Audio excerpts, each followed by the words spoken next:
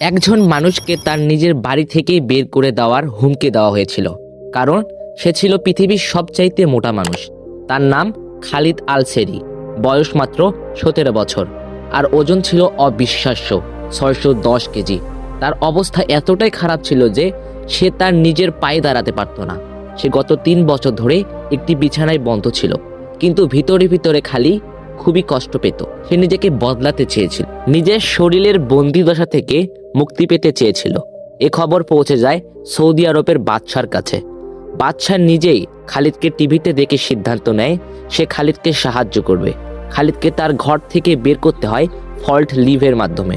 তারপর তাকে পাঠানো হয় দেশের সবচাইতে আধুনিক মেডিকেলে, যেখানে তার জন্য প্রায় 30 জন ডাক্তার মিলে তার সমস্যা থেকে মুক্তি দেওয়ার জন্য চেষ্টা করে। তারপর অবশেষে কঠিন পরিশ্রমের পর সে স্বাভাবিক জীবনে ফিরে আসে। বন্ধুরা, ভিডিওটি কেমন লাগলো অবশ্যই কমেন্টে জানাবেন। ধন্যবাদ।